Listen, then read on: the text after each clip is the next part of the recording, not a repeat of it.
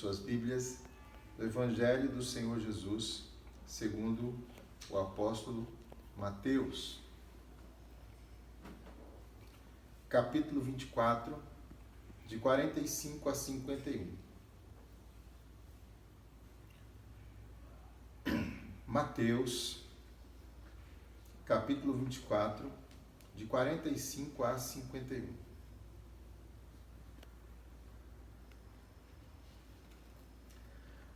Assim nos diz a palavra de Deus, Mateus 24, 45 a 51. Quem é, pois, o servo fiel e prudente que o Senhor constituiu sobre a sua casa para dar o sustento a seu tempo? Bem-aventurado aquele servo que o Senhor, quando vier, achar servindo assim. Em verdade vos digo que o porá sobre todos os seus bens. Porém, se aquele mau servo disser consigo, meu Senhor, tarde virá, e começar a espancar os seus conservos, e a comer e a beber com os bêbados, virá o Senhor daquele servo num dia em que o não espera, e a hora em que ele não sabe, e separá-lo-á, e destinará a sua parte com os hipócritas. Ali haverá pranto e ranger de dentes. Senhor nosso Deus, nós rendemos o nosso louvor a Ti com alegria, Senhor. E queremos nesse momento, ó Pai, com esta mesma alegria, receber a ministração da Tua palavra aos nossos corações. Para isso, ó Deus, pedimos que o Teu Espírito venha, ó Deus, trazer poderosa iluminação do Senhor sobre todos nós. E que, ó Deus, o Senhor venha fazer transformações na nossa vida, promover, ó Deus, a edificação, o fortalecimento espiritual, o despertamento espiritual que nos é necessário, ó Deus. Que a Tua palavra venha cumprir o propósito para o qual foi enviada e que ela, Senhor Deus, encontre realmente morada no coração de todos que a ouvirem. É o que nós te pedimos em nome do Senhor Jesus. Amém. Nós estamos ainda no sermão profético de Jesus, capítulo 24. Nós vimos Jesus falando sobre as últimas coisas para os seus discípulos e ele vai ainda nesse sermão profético falar sobre algo muito importante. Ele já então falou sobre a sua segunda vinda, né? Ele voltará, ele tem prometido isso desde o princípio, que voltará. Então, os eventos e como compreendemos esses eventos da volta de Jesus, isso pode deixar algumas pessoas confusas.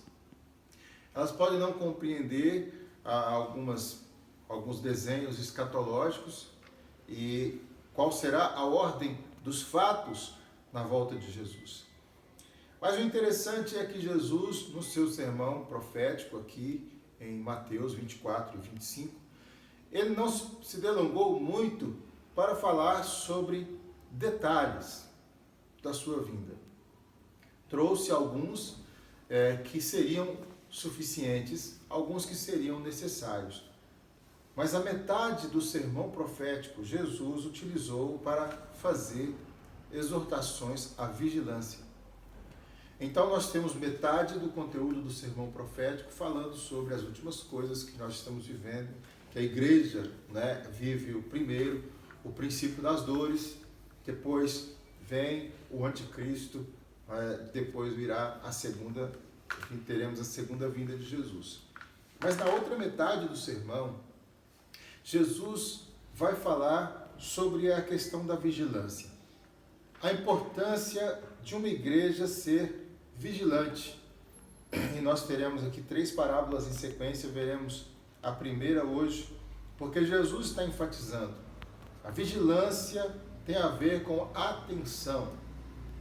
A vigilância que a igreja deve exercer, ela diz respeito a quê? A igreja deve estar vigilante quanto a que aspectos? De que forma?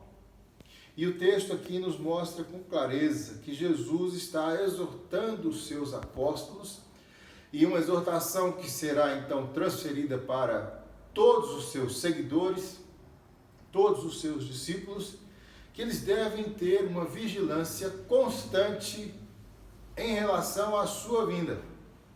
A igreja deve estar sempre pronta para a volta de Jesus.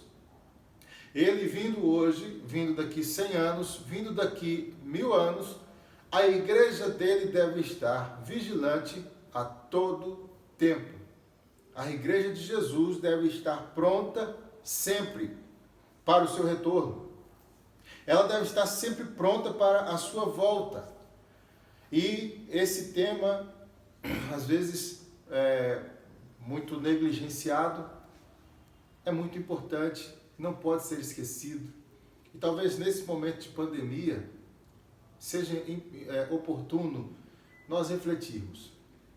Alguns, nesses dias, quando iniciou esse noticiamento da pandemia, e quando se deu notícia de que a pandemia estava se espalhando por todos os países do mundo, todo o globo terrestre, essa pandemia que abalou os pilares do mundo, né? Ou seja, abalou o pilar do poder político, o pilar do poder econômico, o poder da ciência. Hoje eu ouvi esses comentários do reverendo Hernandes Dias Lopes numa conversa com o reverendo Augusto Nicodemos. Todos esses pilares foram abalados, onde o homem sentia-se seguro, onde a humanidade se sentia poderosa. E quando isso começou a acontecer e começou a ser percebido, muitas pessoas começaram a levantar os questionamentos. Então, será que o que está acontecendo é o fim do mundo? Ainda, acredito eu, há ainda alguns eventos importantes para acontecer nos anos seguintes. Não vejo que seja hoje. Que bom seria. Bom seria se Jesus estivesse voltando hoje. Bom seria se todas as coisas estivessem chegando ao seu fim hoje. O crente em Cristo vê dessa maneira a volta de Jesus. O crente em Cristo anela pela volta de Jesus. Anseia por essa volta de Cristo. Para nós é precioso esse momento de encontrarmos com Jesus e estarmos com Ele para sempre, unidos a Ele e vivendo juntos com Ele nos céus. Então esse é um momento, sim, de nós avaliarmos, nós estamos prontos. Ele encontraria, Jesus, se voltasse hoje, ele encontraria uma igreja vigilante, ou seja, uma igreja que não se esqueceu da sua promessa, uma igreja que está ali com os seus olhos, um olho voltado aqui para as coisas desse tempo e o outro voltado para os céus, esperando pela volta de Jesus. Ele encontraria isso.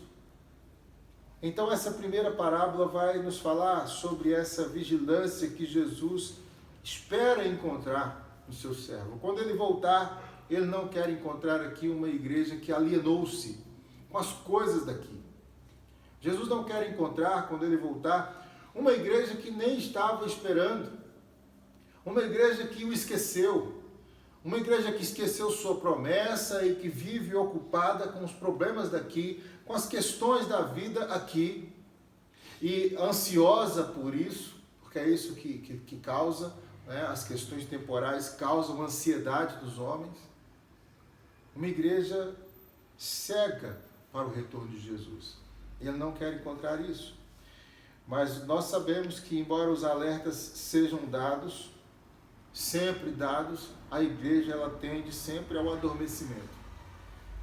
Ela tende a viver entorpecida pelas preocupações desse tempo. Ela tende realmente a apagar a chama, esse anseio pelo retorno de Jesus. E muitos, na volta de Cristo, serão declarados insensatos. E muitos dos que dizem servos de Cristo serão declarados por Ele naquele dia incrédulos, ímpios, como se nunca o tivessem conhecido. pessoas que na verdade não têm Deus na sua vida, não têm Jesus Cristo na sua vida, cujo Deus é outro, cujo Senhor não pode ser reconhecido na pessoa de Jesus. E no texto de hoje, em que termos Jesus fala sobre vigilância? Jesus fala sobre vigilância no texto que nós acabamos de ler, em termos de duas coisas: fidelidade, prudência. A vigilância que é observada pela fidelidade e prudência dos seus servos. E a demora, ou suposta demora, da segunda vinda de Jesus, serve como uma verdadeira provação. Serve como um verdadeiro teste para identificar quais servos manterão essas qualidades. Quais servos realmente vão manter a prudência, quais servos vão manter a sua fidelidade a Jesus, quais servos vão manter esse tipo de vigilância. Então, essa espera é também um teste. A espera pela volta de Jesus é um teste. Quem é, pois, esse servo fiel e prudente que Jesus espera encontrar? É o que temos no verso 45, a pergunta que nós temos no verso 45, uma pergunta retórica que vem também para todos nós. Provoca em todos nós uma reflexão. Provoca em todos nós uma autoanálise imediata. Eu sou este servo prudente e fiel, no qual Jesus se alegrará na sua vinda? Eu tenho sido esse servo prudente e fiel que Jesus vai se alegrar em me encontrar? Preste atenção. O que Jesus quer ver nos seus servos quando ele voltar? O nosso texto aqui está mostrando, ele quer encontrar em nós essa firmeza de caráter. Ele quer encontrar em nós essa fé constante. Ele quer encontrar em nós esse caráter firme e confiável. É isso que ele espera. Ele não diz nada a respeito de grandes feitos. Jesus não diz nada a respeito de grandes obras. Não significa que nós devemos ser medíocres na obra do Senhor. Há uma outra parábola que mostra que os servos de Deus vão se dedicar sempre à expansão e ao crescimento do seu reino. Eles vão sempre se dedicar a isso. Ou seja, eles vão prosperar no cumprimento da missão. Ou seja, o foco deles será na missão que Jesus deu. E à medida em que eles trabalham na obra do Senhor, ela, claro, terá a bênção do Senhor e vai prosperar. Então, não significa que ele quer que nós sejamos pessoas medíocres, mas Jesus, ele não quer encontrar na sua volta uma lista de grandes feitos. Construí isso, fiz aquilo, doei tantas cestas básicas, eu fiz um trabalho social dessa e tal magnitude. Não é isso que Jesus espera ver nos homens. Ele não quer ver uma lista com os números, os seus números, o número de boas obras que você praticou. Jesus também, na sua volta, não está esperando ver em nós quais são os títulos que nós alcançamos nessa vida. Quais foram os diplomas que nós alcançamos nessa vida. Volto a dizer, não estou dizendo que isso não seja importante. Isso é importante para nós. Mas nós não devemos confundir as coisas. Achar que isso é tudo. Porque não é. Cristo espera algo diferente de nós. Algo que vai além de diplomas, algo que vai além de honrarias, que vai além de medalhas e condecorações. Jesus fala sobre 2 traços de caráter. 2 traços de caráter que o farão muito feliz na sua volta. 2 traços de caráter que ele espera ver em nós, Igreja de Jesus Cristo, e que vão deixá-lo satisfeito na sua vinda. E nós sabemos que esses traços são fidelidade e prudência. Fidelidade absoluta a Jesus e prudência no nosso caminhar. Fidelidade é a qualidade de ser leal, de ser constante, de ser firme no seu compromisso. Fidelidade envolve nosso compromisso com Deus, o nosso compromisso com Jesus. E aqui nós já vamos batendo numa questão polêmica. Muitos cristãos nos nossos dias, eles querem sim as bênçãos de Deus, mas eles não querem compromisso com o reino de Deus. Eles são totalmente avessos a isso, contrários a esta visão de ter um compromisso com Deus. Estarem comprometidos com o Senhor. Dever a Deus alguma satisfação, alguma obrigação, ou servi-lo de qualquer maneira. Mas fidelidade envolve compromisso. Fidelidade envolve aliança. Fidelidade também aqui no nosso texto tem a ver com a observância da fé devida. Fidelidade por parte dos discípulos tem a ver em guardar a sã doutrina. Guardar os ensinamentos de Jesus tal qual ele nos deu.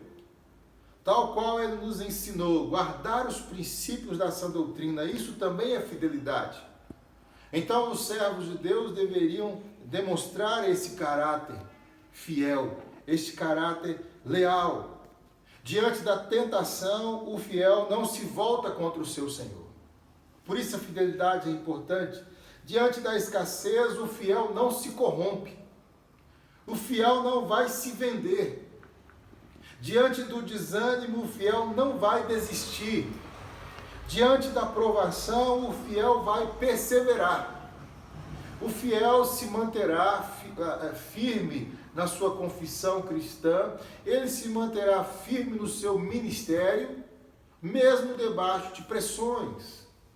A pressão dos homens, conforme Tiago vai dizer na sua segunda carta a Timóteo, quando ele fala que os homens eles vão ser amantes de si mesmos, e esses homens eles não vão suportar a sã doutrina, mas eles vão tentar exercer uma pressão muito grande sobre os servos de Deus e vão se cercar de doutores que corrompam o ensinamento das Escrituras e que ministre a eles segundo as suas próprias concupiscências. Irmãos, está cheio disso aí. Está cheio disso. Pessoas que eles vão exercer um ministério de pregação segundo a vontade dos homens e não segundo a vontade de Deus. Eles vão exercer sim o ministério e vão falar de Jesus, mas eles vão falar apenas aquilo que agrada os seus ouvintes. Eles estão preocupados em ter milhares de seguidores nas redes sociais. É a pregação antropocêntrica, a pregação que não confronta pecado. É um tipo de pregação totalmente estranha à palavra de Deus. Totalmente diferente da pregação de Jesus, totalmente diferente da pregação dos apóstolos, totalmente diferente da pregação fiel dos profetas. E por que Jesus ele quer ver essa fidelidade? Porque ela o satisfaz. Porque o caráter fiel é incorruptível. O caráter fiel é incorruptível. Alguém que seja realmente fiel a Cristo nunca vai trair a sua confiança. Um servo realmente fiel a Jesus não vai trair a sua confiança. Ainda que isso possa lhe trazer muitos benefícios. Ainda que isso possa lhe trazer muita popularidade, ainda que isso possa lhe trazer muitos tapinhas nas costas, ainda que isso possa lhe trazer muitas vantagens materiais, alguém que é fiel, um servo que seja fiel, nunca vai trair o seu Senhor.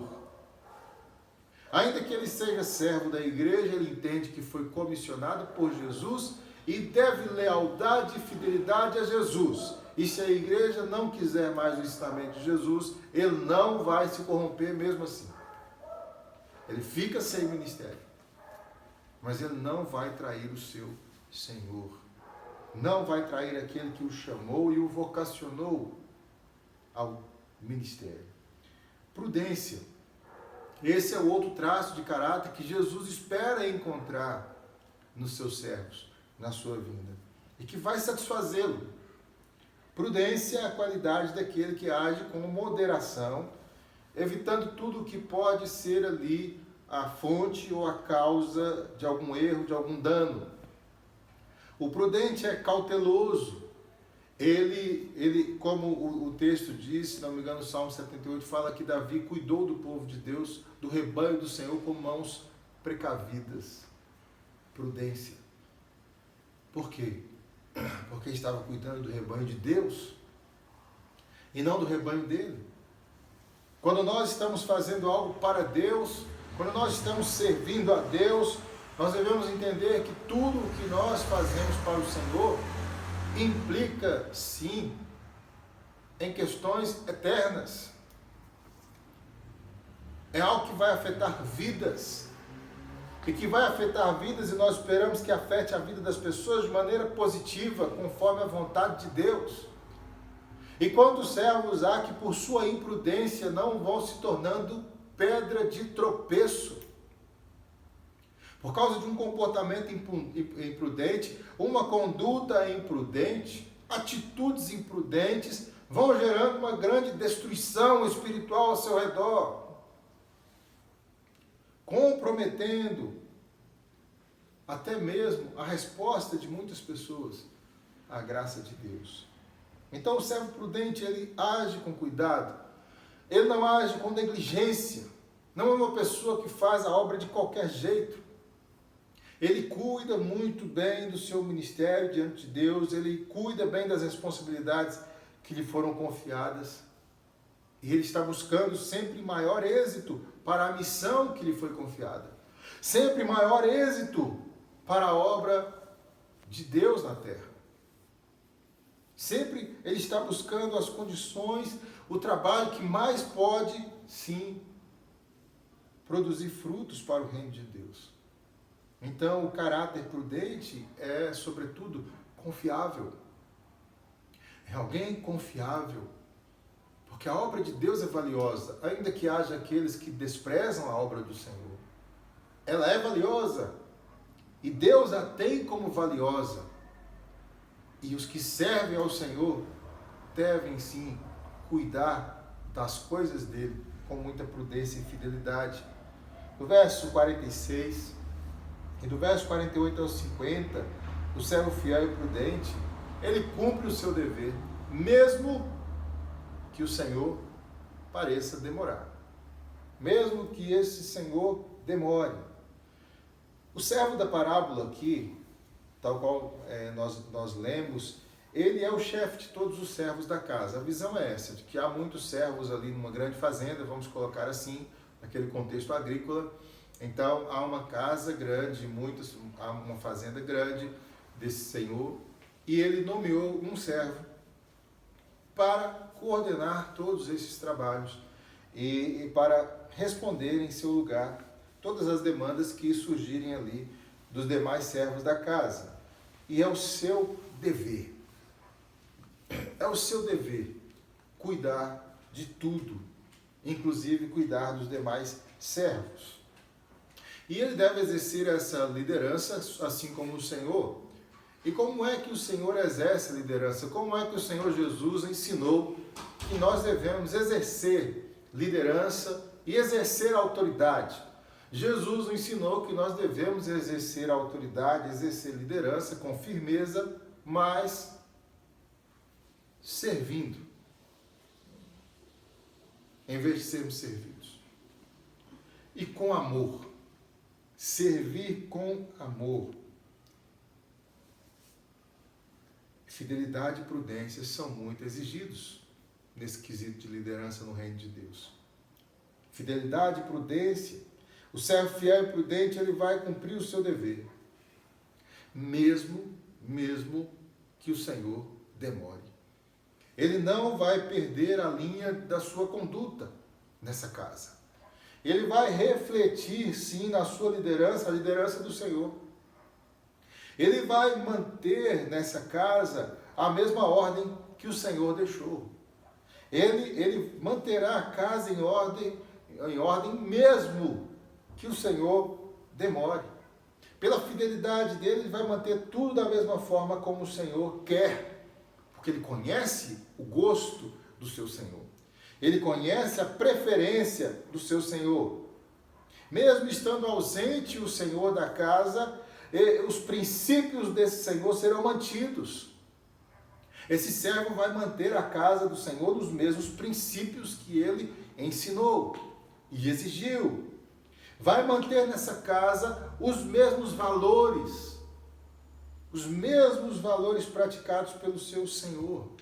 E ainda que os demais servos queiram gerar algum tipo de confusão, ainda que os demais servos daquela casa queiram mudar algo em desacordo com o seu Senhor, este servo fiel e prudente, ele não vai deixar que isso aconteça. Ele não correrá o risco de desagradar o Senhor com aventuras tolas, precipitadas, que venham causar qualquer tipo de agravo, qualquer tipo de dano à obra do seu Senhor. Mas isso é se ele for fiel e prudente. Se o seu caráter não for esse,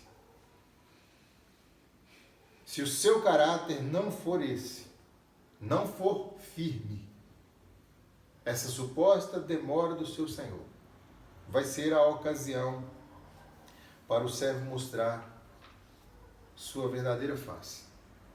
E é uma face maligna. Observe o texto. Ele vai fazer o que? O verso 49. Em vez de uma liderança servil e amorosa, o servo se tornará violento. Ele se tornará violento com todos ali da casa. Em vez de manter a honra da casa do seu Senhor, o servo vai se entregar a uma vida de devassidão, vai se entregar a uma vida de imoralidade, vai se entregar a uma vida de promiscuidade, vai romper com os princípios e valores do seu Senhor e vai institucionalizar o pecado na casa do seu Senhor. Em vez de prudência, esse servo vai comprometer toda a obra do seu Senhor com os seus atos de estupidez. Por causa da sua vaidade, por causa da sua negligência, ele não teve firmeza de caráter. A demora vai revelar o caráter dele. Se é um servo prudente e fiel, ou se é um servo maligno. A aplicação que nos fica é óbvia, que caráter tem se revelado em nós hoje, nesta espera, para alguns vista como longa, espera da volta de Jesus Cristo. Um caráter fiel e prudente, ou um caráter mau. Um caráter maligno, um caráter negligente, insensato, orgulhoso, egoísta, imoral, sem qualquer preocupação com os propósitos do reino de Deus, sem qualquer preocupação com os princípios ensinados pelo Senhor Jesus, os valores ensinados pelo Senhor Jesus. Esse mundo está aí para nos corromper todos os dias, irmãos. Nossa fidelidade e prudência é testada todos os dias. Diante de tantas mudanças que têm acontecido neste século, a Igreja de Jesus é provada. Ela é tentada a deixar a fidelidade aos princípios bíblicos, sua lealdade a Jesus.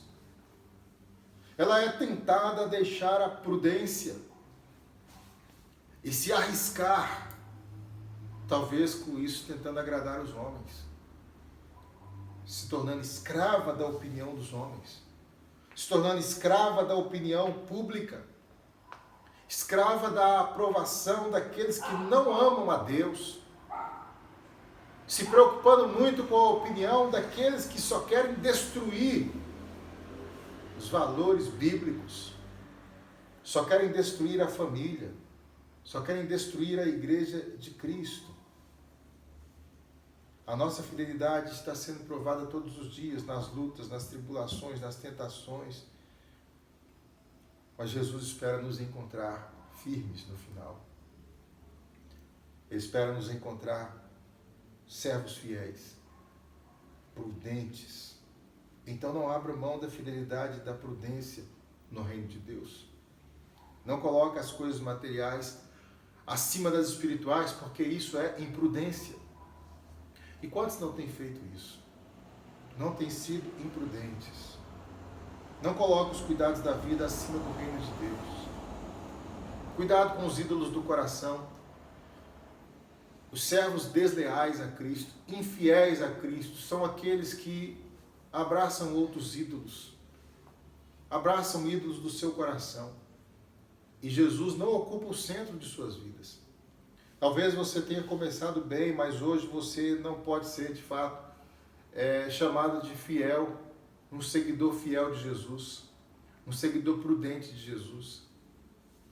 O que você pode fazer para mudar isso? Comece pelo arrependimento. Comece confessando o seu pecado ao Senhor Jesus.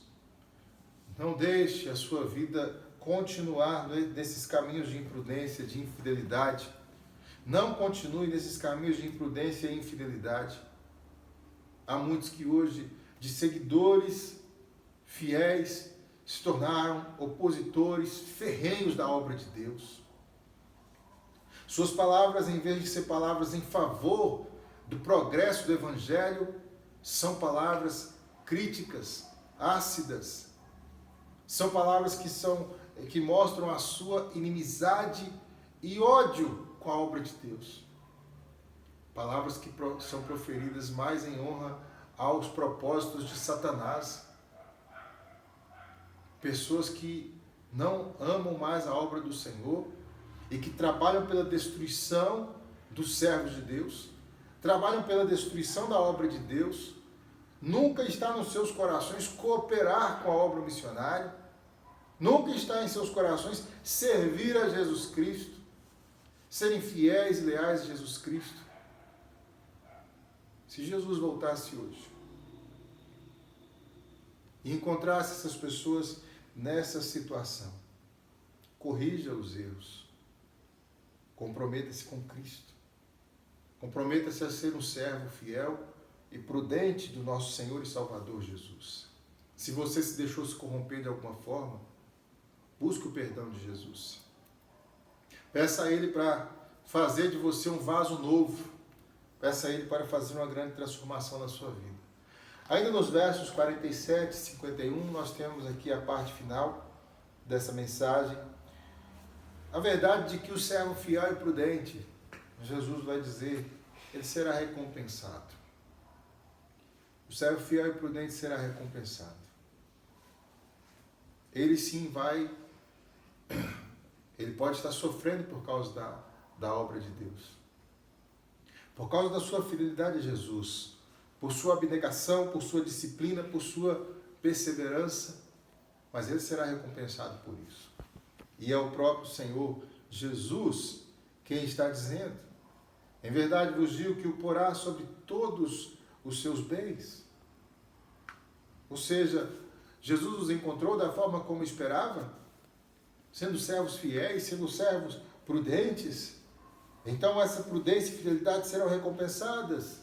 E no reino de Deus, responsabilidades e serviços ainda maiores, mais nobres, mais honrosos, serão confiados a estes servos. Então haverá trabalho no reino de Deus? Sim, haverá trabalho no reino de Deus. Não haverá ócio, haverá trabalho, realizações. E aqueles que que têm amado a obra do Senhor aqui, que têm sido fiéis a Deus aqui, eles serão recompensados. E assim como eles têm prazer na obra do Senhor aqui, terão mais prazer ainda em servi-lo no reino vindouro. Mas se a recompensa do servo está em serviços ainda mais nobres, como serão recompensados aqueles que não servem? Como serão recompensados aqueles que, de forma alguma, querem se comprometer com o avanço do reino de Deus na terra? Bom, primeiramente, não devem ser recompensados. Se eles não serviram, não serão recompensados. Não da mesma forma que os outros. Agora pode acontecer também aquele caso que nós temos lá em Mateus capítulo 7, onde falsos servos vão se apresentar diante de Jesus. E ele vai dizer: olha, eu nunca vos conheci. Apartai-vos de mim, malditos, para o fogo eterno, preparado para o diabo e seus anjos. Se você não sente nenhum prazer em servir a Deus, se você não sente nenhum desejo de servir a obra de Deus, de assumir responsabilidades com o reino de Deus, avalie se você realmente teve um novo nascimento. Avalie se você realmente se arrependeu dos seus pecados e fez de Jesus o único Senhor e Salvador de sua vida. Avalie se Deus está realmente no centro da sua vida. Se Ele realmente é Deus para você.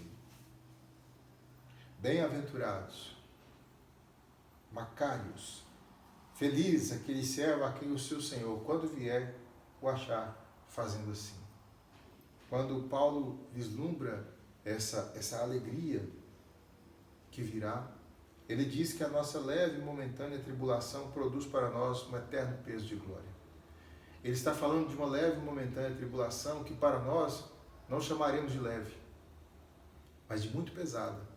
As tribulações que Paulo passou no seu ministério foram tribulações muito pesadas, mas ele se manteve fiel. Ele se manteve prudente, pregando a palavra do Senhor. Ainda que isso tenha lhe custado muitas perseguições, mas ele se manteve fiel. E ao final da sua vida ele vai dizer: olha, eu já estou me entregando aqui por libação. E eu tenho diante de mim a coroa da vida, a coroa da justiça, que o Senhor justo juiz me dará. E ele nesse momento apela a Timóteo para que Timóteo seja fiel ao Senhor, porque vale a pena ser fiel a Deus. Vale a pena, meu irmão, ser fiel ao Senhor Jesus, suportar as tentações, suportar as provações, estar sempre pronto para a volta de Jesus. O que equivale a dizer manter o nosso amor pela pessoa de Jesus. O Dr. Russell Shedd, chegando ao final dos seus dias, ele deu um testemunho que foi muito impactante. Ele estava na fase terminal, isso tem um ano e pouco, e ele estava na fase terminal. E ele foi visitado por alguns colegas pastores, e eles gravaram ali o que aquele servo de Deus estava dizendo. E ele disse que estava passando por aquele sofrimento e que estava sendo algo muito bom.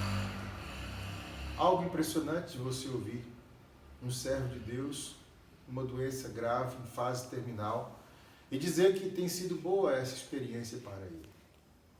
Mas por que ele disse que essa experiência estava sendo boa? Ele disse o seguinte, ele descreveu o porquê. Porque ele se sentia como se Deus estivesse desmamando ele desse mundo. Eu acredito que as provações desse tempo de pandemia, irmãos, servem a esse propósito, para que os filhos de Deus, que estão apegados demais às coisas desse mundo, se desapeguem um pouco mais. Os filhos de Deus que têm abandonado sua lealdade ao reino de Deus, e tudo o que eles querem é construir riqueza e poder e fama, estes filhos de Deus precisam mudar o seu coração. Eles precisam amar o Senhor. Eles precisam amar a obra do Senhor. Eles precisam, como igreja de Jesus, somar aos demais crentes, e formar uma igreja prudente, e formar uma igreja fiel, que não está aqui para buscar riqueza e nome todos os dias, mas que está aqui unida para servir a Jesus.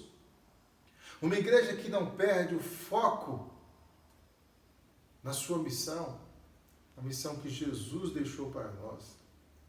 E que esses dias de pandemia sirvam para realmente desmamar os crentes do seu amor ao mundo, do seu amor a coisas que não agradam o Senhor. Que venha resolver o problema dos corações que estão divididos entre Jesus e os prazeres dessa vida.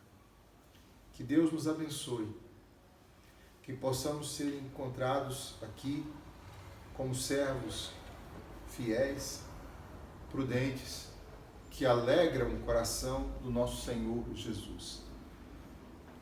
Que Ele sinta prazer em nós, que Cristo encontre prazer em nós, que nós não venhamos perder essa vigilância. Como igreja de Jesus, não vamos adormecer, igreja. Não vamos adormecer junto ao sono desse mundo, porque isso seria muito trágico para nós. Oremos.